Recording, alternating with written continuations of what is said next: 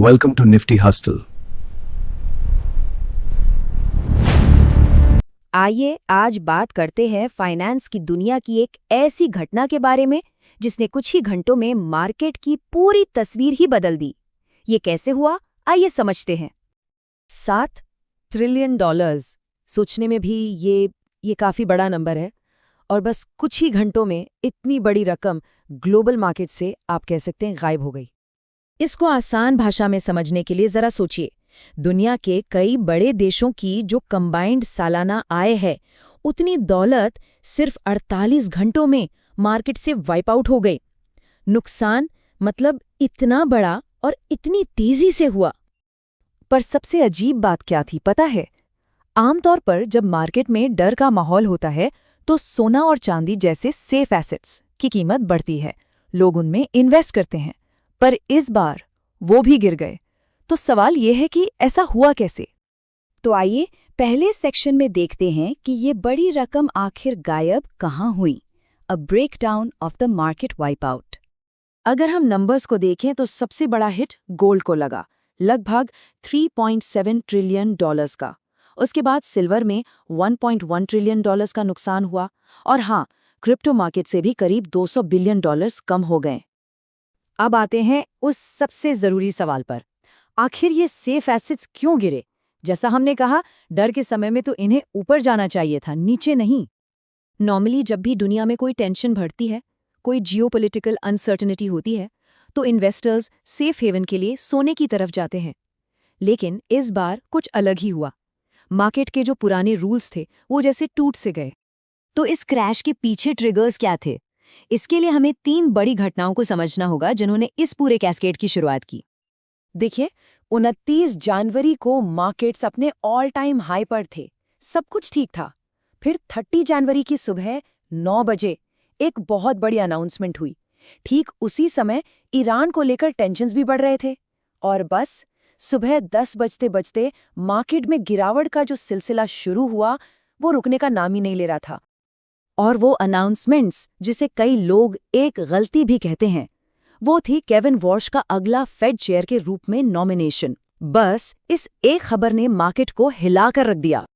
तो इस एक नाम से इतना फर्क क्यों पड़ा? इसके कुछ कारण हैं। वॉर्श को एक हॉक माना जाता है, मतलब वो सख्त मॉनेटरी पॉलिसी के सपोर्टर हैं। उनके आने का सीधा सिग्नल ये था कि मार्केट में जो इजी मनी का फ्लो था वो शायद अब बंद हो जाएगा और रेट कट्स नहीं होंगे। इस डर से यूएस डॉलर अचानक से मजबूत हो गया और मार्केट की सारी एक्सपेक्टेशंस उलट-पुलट हो गईं। ठीक है, अब आते हैं लेवरेज के जाल पर। देखिए, इन ट्रिगर्स की वजह से थोड़ी बहुत गिरावट तो आनी थी, पर इतना बड़ा क्रैश, इसके पीछे एक ऐसी चीज छिपी हुई थी जो अक्सर दिखाई नहीं देती, और वो था लेवरेज।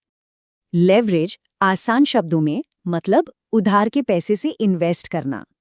इससे आप छोटे इन्वेस्टमेंट से भी बहुत बड़ा रिटर्न कमा सकते हैं, पर रिस्क भी उतना ही बड़ा होता है। ये आप समझिए एक दो-धारी तलवार की तरह है। इसके रिस्क को समझने के लिए एक छोटा सा एग्जाम्पल लेते हैं। मान लीजिए मार्केट 1% गिरता है। अगर आपने लेवरेज नहीं लिया तो आपको सिर्फ 1% का नुकसान हुआ, सिंपल। लेकिन अगर आपने 100x लेवरेज लिया है तो वही 1% की गिरावट आपका पूरा का पूरा पैसा डुबा सकती है, 100% लॉस। और बस यहीं से डोमिनो इफेक्ट शुरू हुआ। मार्केट उन ट्रिगर्स की वजह से थोड़ा सा गिरा, लेकिन जिन ट्रेडर्स ने बहुत ज्यादा लिवरेज ले रखा था उन्हें मार्जिन कॉल आने लगे, मतलब उन्हें और पैसे डालने के लिए कहा गया। अब कैश लाने के लिए उन्हें मजबूरी में अपने दूसरे एसेट्स जैसे सोना और चांदी बेचने पड़े। इस जबरदस्त सेलिंग से कीमतें और गिर गईं, जिसने और भी ज्यादा मार्जिन कॉल्स को ट्रिगर किया। ये एक विशियस साइकिल बन गया था। एक पॉइंट पर स्थिति इतनी खराब हो गई थी कि गोल्ड मार्केट में हर 1 मिनट में $58 बिलियन का नुकसान हो रहा था। ये समझना बहुत जरूरी है। लोग सोना इसलिए नहीं बेच रहे थे कि उनका उस पर से विश्वास उठ गया था। वो इसलिए बेच रहे थे क्योंकि उनके पास अपने लॉसेस कवर करने के लिए और कोई रास्ता ही नहीं बचा था। ये स्ट्रेटेजिक सेलिंग नहीं थी, ये फोर्स्ड सेलिंग थी। तो आखिर में सवाल ये उठता है कि ये पैसा गया कहाँ? इतने सारे पैसे का हुआ क्या? असलियत यह है कि पैसा कभी हवा में गायब नहीं होता। वो $7 ट्रिलियन बस एक हाथ से निकलकर दूसरे हाथ में चले गए। मार्केट में हमेशा 2 तरह के लोग होते हैं। एक तरफ थी पैनिक मनी, जो इस फोर्स लिक्विडेशन में डर कर सब कुछ बेच रही थी, और वहीं दूसरी तरफ थी स्मार्ट मनी, जो इस मौके को पहचान कर अंडरवैल्यूड एसेट्स को कम कीमत पर खरीद रही थी। ये दौलत का एक बहुत बड़ा ट्रांसफर था। तो अंत में बस एक ही सवाल रह जाता है, ऐसी घटनाएं एक मौका होती हैं या एक धोखा? और शायद इसका जवाब इस बात पर डिपेंड करता है कि उस वक्त आप खरीदने वालों में से हैं या बेचने वालों में से। Thanks for watching Nifty Hustle. Stay disciplined, stay consistent, and don't forget to like, share, subscribe.